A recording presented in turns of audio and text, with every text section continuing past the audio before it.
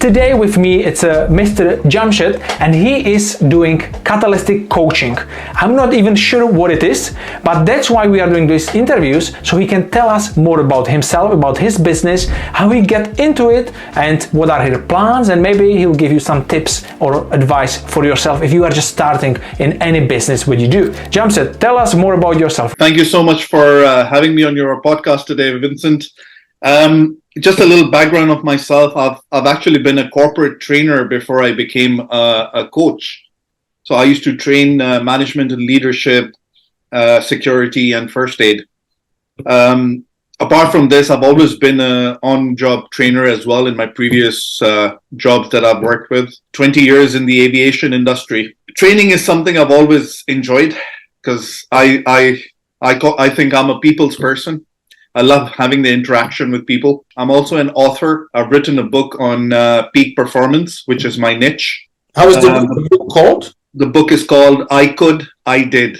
So yeah, my basic niche is peak performance. So I help CEOs, I help entrepreneurs, business owners, to be more productive, to build more confidence. I've helped quite a few people now because I work globally, actually. One of my biggest person that I follow is, of course, Mr. Tony Robbins. Of course, I could never be the same as him, but I try my best to keep my seminars as entertaining and interesting as his. Yeah, that's very good. Amazing. I'm happy to hear that. I'm a big fan of Tony Robbins, of course, as well. And who isn't? I know some people they aren't.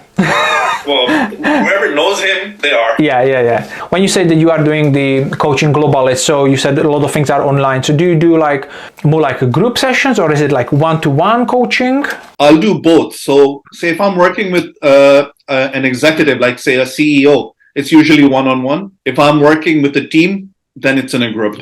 And when you do, for example, those one-to-ones, is it a Zoom call, phone call? How do you have your sessions around? It's either Google Meet or Zoom, one of them. Okay, so it's a face-to-face interaction. When it comes to these Zoom calls, just a question, because I'm also doing coaching, so I'm just wondering, do you record those calls so you can get back to it if you need to, or also it's good for clients or how he's moving forward? I do record them, yes. Yeah. Just so that I can keep checking on them. And when you said about these seminars, and you are running those seminars sometimes, those are live events, yeah? Those are live, yes. And where about are they? Like what cities? Where do you go? Because I would like to come. Egypt. I've done them in Kenya.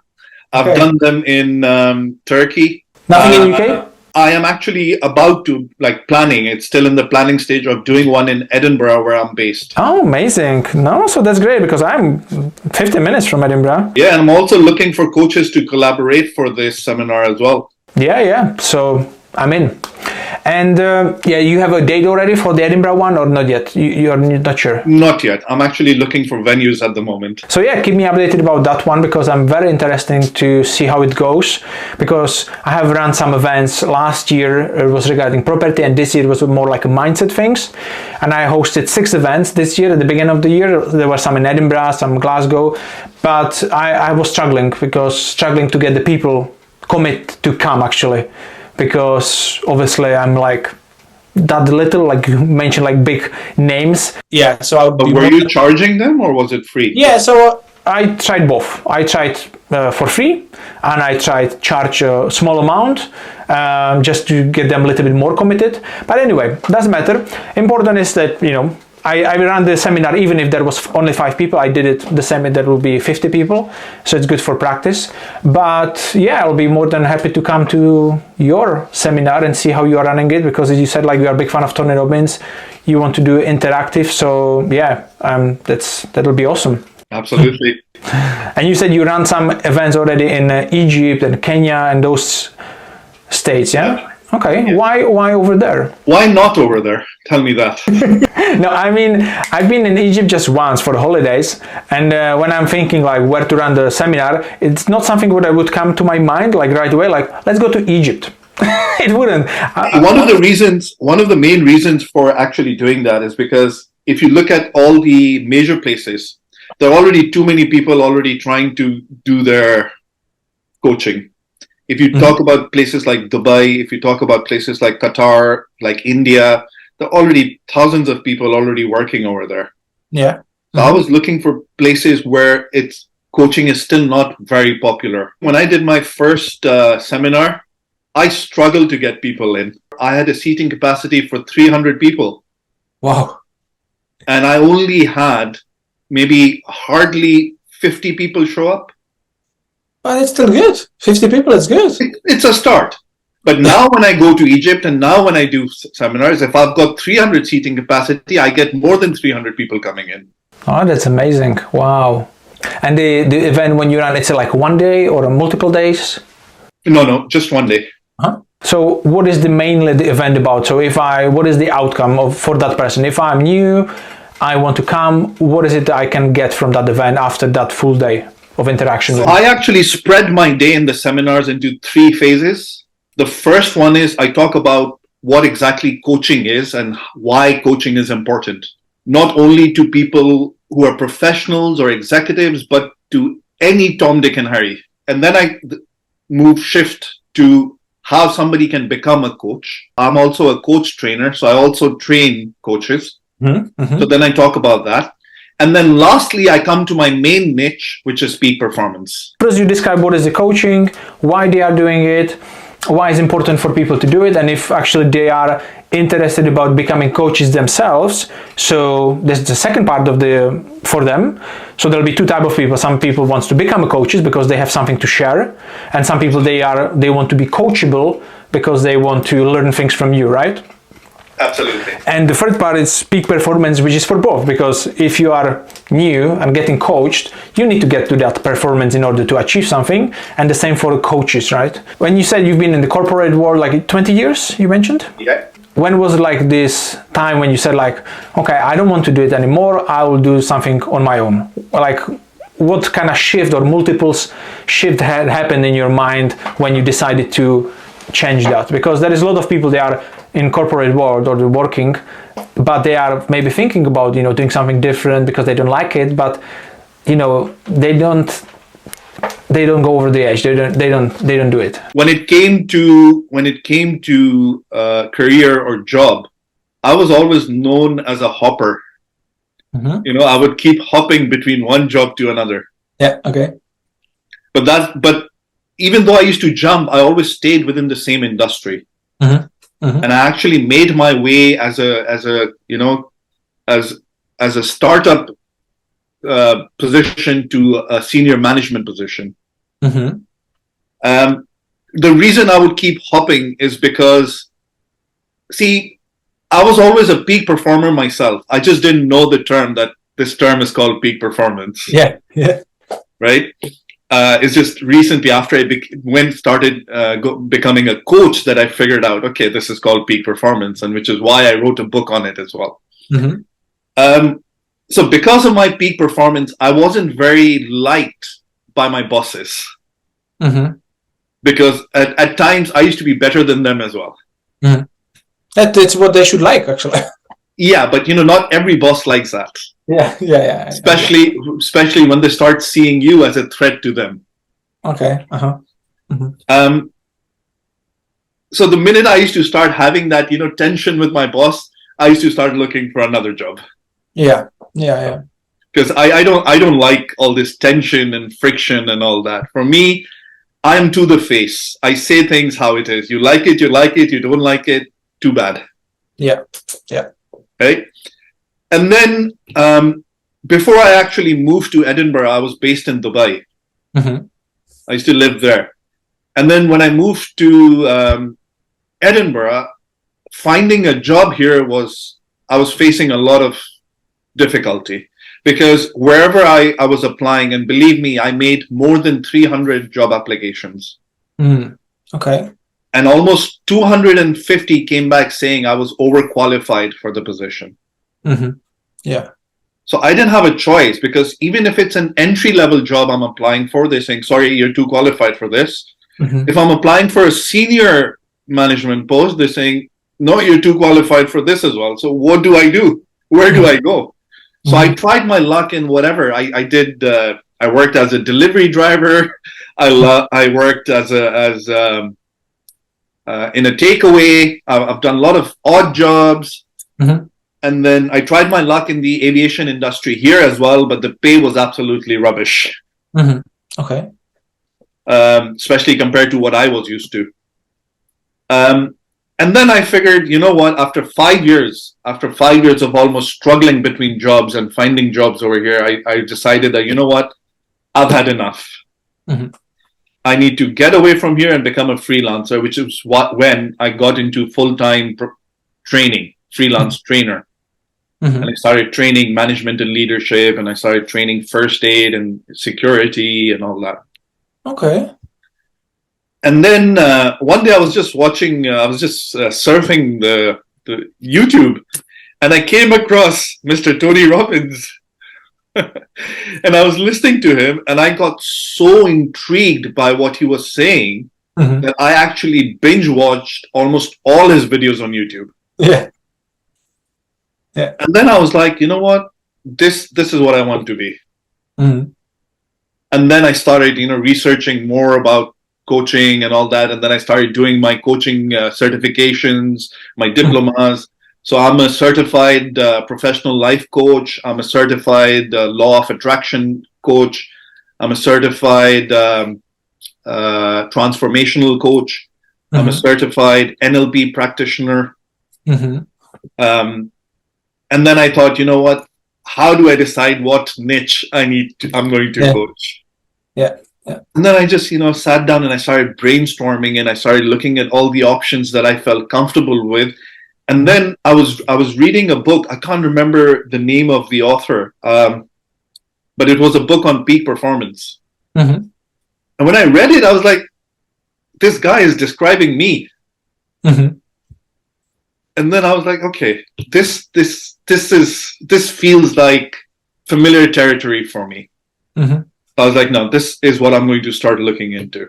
Yeah. And that's how I decided, okay, I'm going to go into peak performance. Because when you do say peak performance, it's not just one aspect, To be a peak performer, there's a certain thing you need to have to be able to become a peak performer, which includes mindfulness, which includes confidence, which includes achieving your goals. So it's like a mixed package of everything else.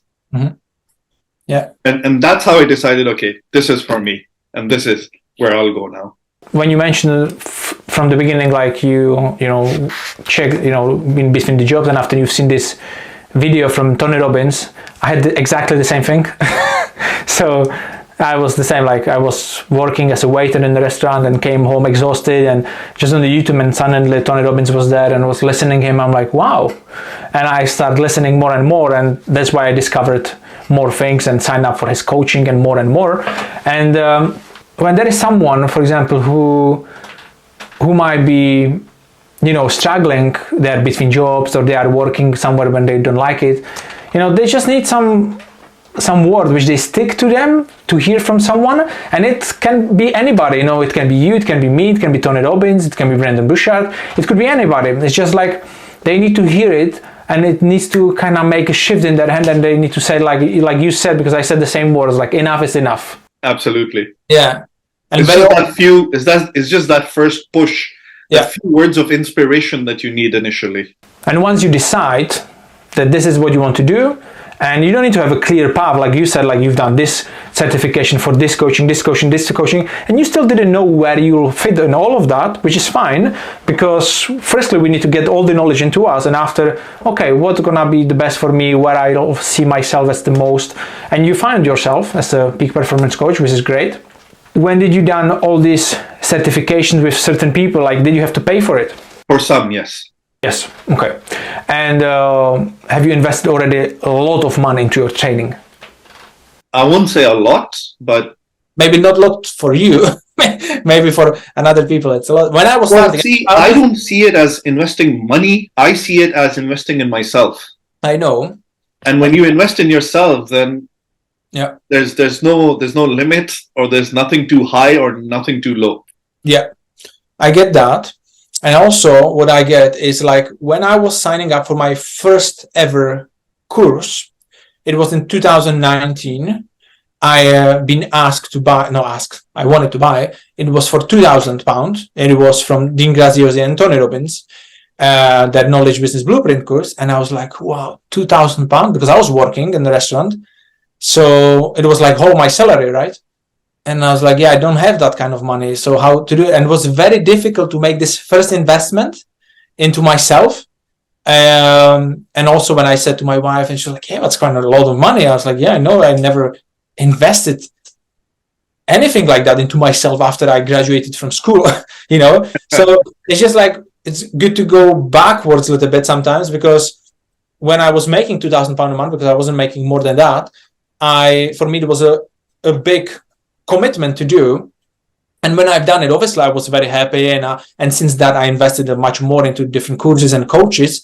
But it's just like this first investment, it's so difficult. I feel like when you are in this employee mindset and to do something new, it's like, I feel like people have this problem to kind of do the initial, like when they decide to make this first investment into themselves.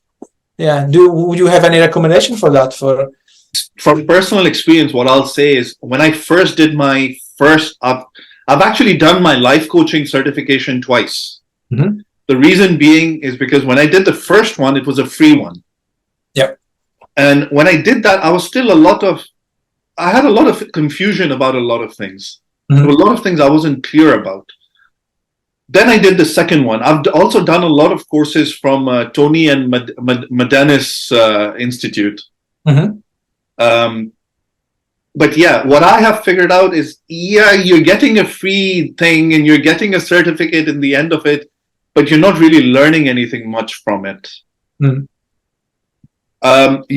There'll be a lot of things that you will not be 100% clear about.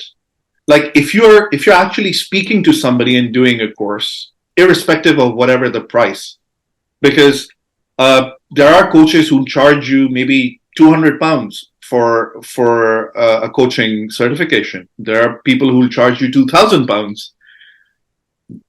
That's good, but as long as the person knows what they're talking about, and as long as they're able to remove your confusions, that's what matters. Personally, that is what I feel. Yeah. So, which is why after I did my first certification, I wasn't feeling comfortable about it. So then I went to a second one. I paid for it and I did it. And whatever questions I had, those questions were clarified for me. I mean, sometimes there is something which can be obviously for free and valuable and it's good, but very often there is a reason to it when something is for free and something is paid, right? So why people buy a certain car, or this is cheaper, Absolutely. This is more expensive. This is all difference in what you get afterwards. And I have just a stupid example, but just like I bought the computer a year ago because mine got broken and I need something quick, like in that day, because I was flying back home to Czech Republic because my grandmother died and I wanted to work in the meantime on the plane and before and when I was waiting. So I didn't want to waste that time. So I did buy a computer for £250, which is like super cheap for laptop. And a week ago, it just stopped working. It's just like open it and nothing. Stopped working. So I was like, oh, okay, I bought another cheap thing. And it was the second computer. The first one was £500. This one is £250. And I'm like, okay, I'm stopped buying these cheap things because they keep breaking. So I just decided to go with something more expensive, which hopefully will be better. But it's like with this, when something is cheap, like people sometimes expect that, they're going to get all the answers when it costs £50, but it's not really like that, Absolutely. Also, that reminds me of a saying my dad always says, good things aren't cheap and cheap things aren't good. Yeah. One of the also coaches what I had, he was always saying, because we are in property business, he's saying like, when you hire a builder, it's like, so that you find a cheap builder, so you pay cheap, but pay twice. Exactly. Yeah. So, okay. So when you said also about these, when you have your clients and you work with them and you said like it's about mindfulness and energy and all those things. So how the session goes, for example, if if you can share, I don't know if you want, but if you want to share, like you have the session with someone and he turns up on the session and you want to discuss something. I don't know how the session would go and what would you kind of do with that person? Like just a short example. It's always about the person, where that person stands and where that person is looking to get to. Once we figure that out, that's when the actual thing starts. First, we talk about and explain to them what peak performance is all about, what exactly it does. And then I have a program which I call the Peak Master Program. It basically follows my book. Mm-hmm. I have topics in there. So first thing, like for example, the first thing we'll do is create your self-awareness. And then there are 9 steps that I follow. Mm-hmm. And these 9 steps I usually complete within 10 to 12 weeks.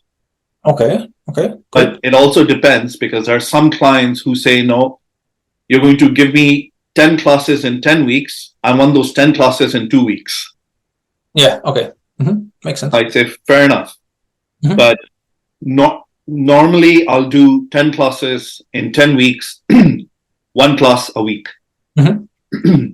It's usually for 45 minutes. Sometimes it can stretch up to an hour. After the self-awareness, we go into the mental toughness. Mm-hmm. After the mental toughness, we go into... See, when I say self-awareness, what I mean is your personal compass. Mm-hmm.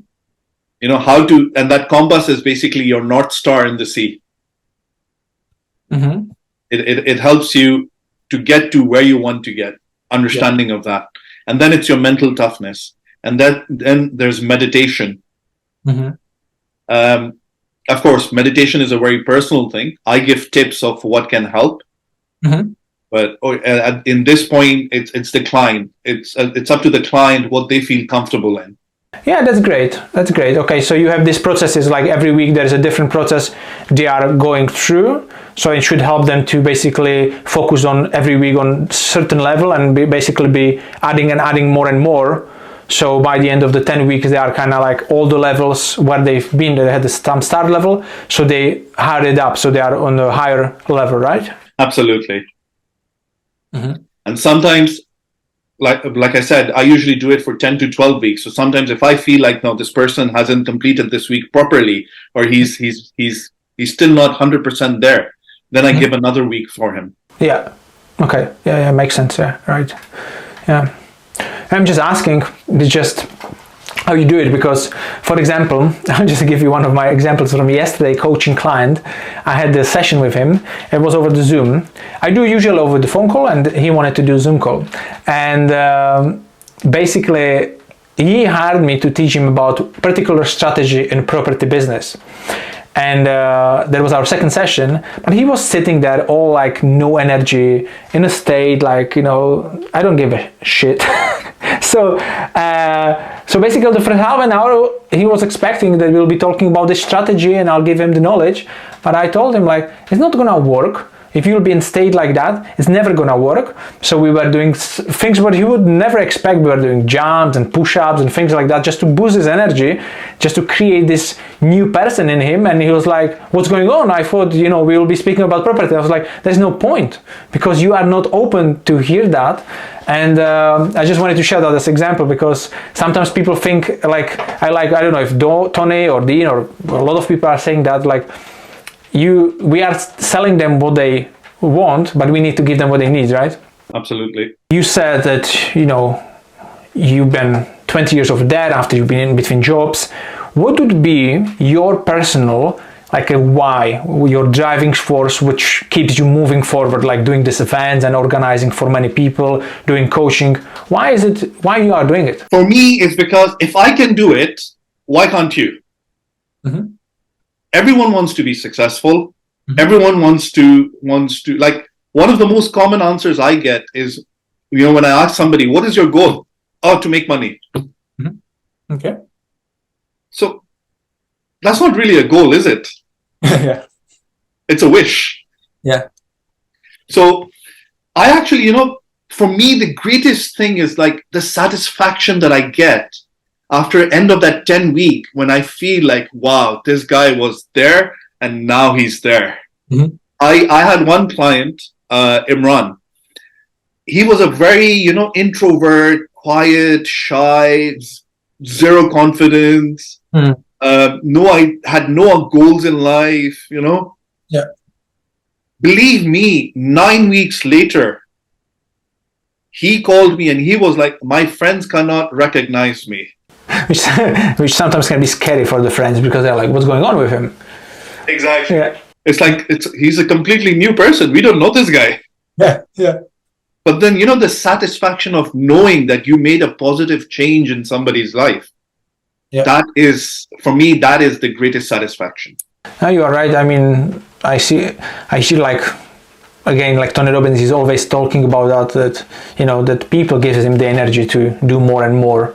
And I totally understand his point. I totally understand where he's coming from. I think, I have the same as well. For sure, it's, when somebody, I don't know, that was the first time ever somebody get me a message like, I received your book, it was like 1:30, and in the evening at 9 or something, she texted me, sorry to disturb you, but I already finished your book. I'm like, wow, it was never happened to me before that somebody would read it in one go, and she was so happy, and she booked a session with me, and the thing is, like, I was like so happy that somebody is reading what I wrote like a year ago actually, and it's helping them to achieve some things. Like, it's a very good feeling to have. Yeah, so it's very powerful, definitely. For me, like, once when I talk to people about peak performance, I usually follow there are absolutely 9 exact steps, which I've just recalled now. So I just wanted to break that down again for you. So step 1 was explaining what peak performance system is all about. And then we do the creating your personal compass. Yes. And then we talk about mindset management. Because, your mindset is the most important thing. No matter what you want to do, whether you want to be a peak performer or whether you want to be confident or anything you want to do, you have to have the want in your mind first. And then we talk about mental toughness development, how to make your mind your more tough. And then we talk about goals, how you set a goal and how to achieve those goals. And then we talk about building consistent and unshakable confidence. And then we talk about focus, like, how to get your focus to where you want it to be. Yeah, it's very important. Like, I think from what you said, all of them are super important, but like, I think the controlling your mindset to know, how to work with that, it's crucial. Would you want to give us one example, either on yourself or one of your clients? Like, I don't know, they've been in some kind of a state, and after, with some exercise, they've been able to overcome that and they could move forward. See, what I feel helps my clients in general is the fact that after we have done all these steps, we actually end the program with visualization. And I feel like, when I talk to them and I told them, look, you've built everything up till here. Now I want you to visualize your life, that where will you be in a certain month's time or maybe in a year's time, and using everything that you've just learned. And when they visualize that, I think they find it easier to grab the whole concept of whatever we have gone through in those 10 weeks. Very interesting. I'll write it down because it'll be good to maybe think of that for my coaching as well, because I do a visualization with them at the first session, because I want them to imagine where they will be after our coaching is done. So let's say 3 months, 6 months, depends what they go for. So we can set up the goals, depends on how long they are coached for. So they I want to get them into that state with the visualization exercises, so I know where they want to be. But I didn't think of to maybe also give it as one of the last sessions. So from what they already learned in this, let's say 12 weeks, they already have a little bit different now ideas. They accomplish some things, so they can visualize the things for the next, for example, year, how they will be working on. So that's a good point. If it's all right to steal it for my last coaching session. Yeah, absolutely. That's why I have you here, because I wanted to steal ideas. Happy to help, no problem. Yeah, it's very good. And I guess this is from your law of attraction coaching. Yeah. And did you do it with? Because I'm not sure, but I've only seen like Bob Proctor. His company was doing those things, or? No, I haven't done it with him, but I have actually attended a lot of, not attended, but gone through a lot of his seminars. I love how he's described your, basically your self-consciousness, your how your self-consciousness actually makes your conscious side believe what it believes. Okay. I can't remember the word for it now. Don't ask me. I'm from Czech Republic. Not many words I know. So it's on the back of my head. It's just not coming out now. So that's very good. Let me just check. We have 12 words almost, so we'll be wrapping it up. You shared a lot today with us, which is amazing. Thank you very much for doing that.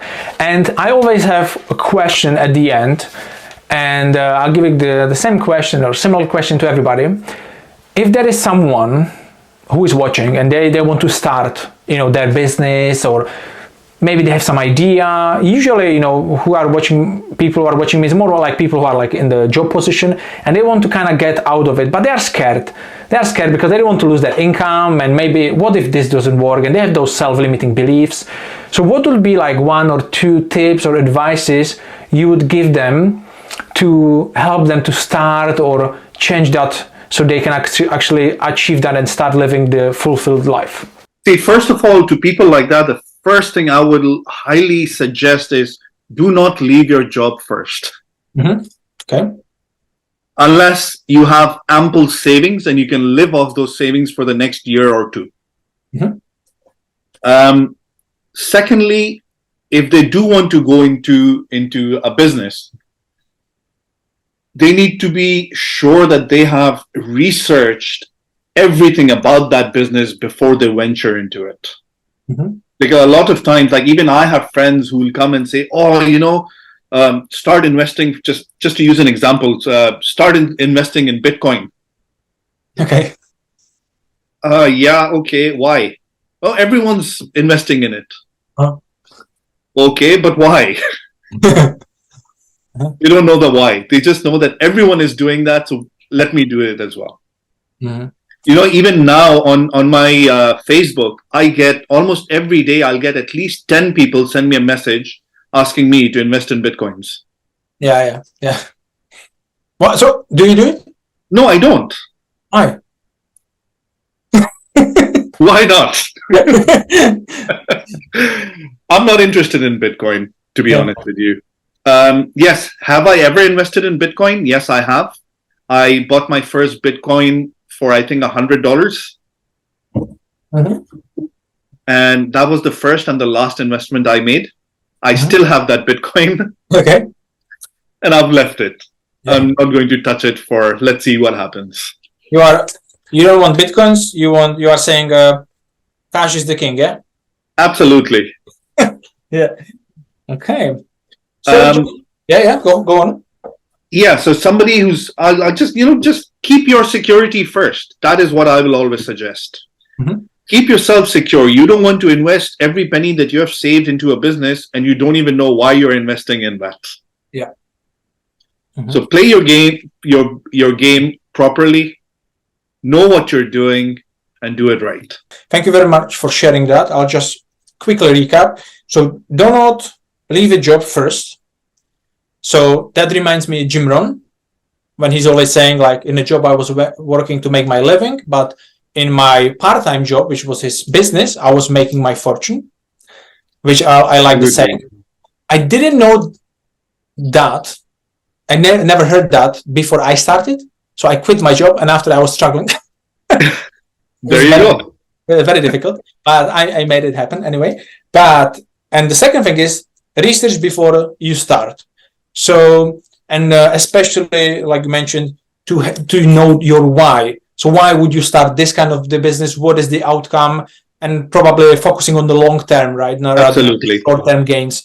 Like what is it? And that's to do with having the job. So if you are in a job, you don't want to be in a situation that maybe it's not going to work. So just deal with what you can do. And I think there is a lot of things you can do with no money, because you can find people with money. It's more about the idea and the execution, right? Because end of the day, if you're jobless as well and your business does not succeed, what will you do then? And also, what if you feel like you were better off doing a job and business is not your thing? Yeah. Because I have met a lot of people who used to complain and whine about their job, and they wanted to go into business, but when they went into business, they were like, no, this is not my cup of tea. Yeah. And they went back to their job. Yeah. Yes. Yeah. Do whatever you want to do. Start small on the side. See how you feel. If you're enjoying it, if you're loving it, go full guns blazing. So thank you very much, Jamshed, for your time today. I'm so happy that we managed to do that, this interview. I'm so happy, and you shared a lot with us today, which is amazing. And I'll be definitely in touch with you. We are in touch anyway, because I'm really interested to come to your seminar or to help you out or to promote you the seminar so you can gather more people. And yeah, thank you very much. Thank you, Vincent, for having me on today, and your help is always appreciated.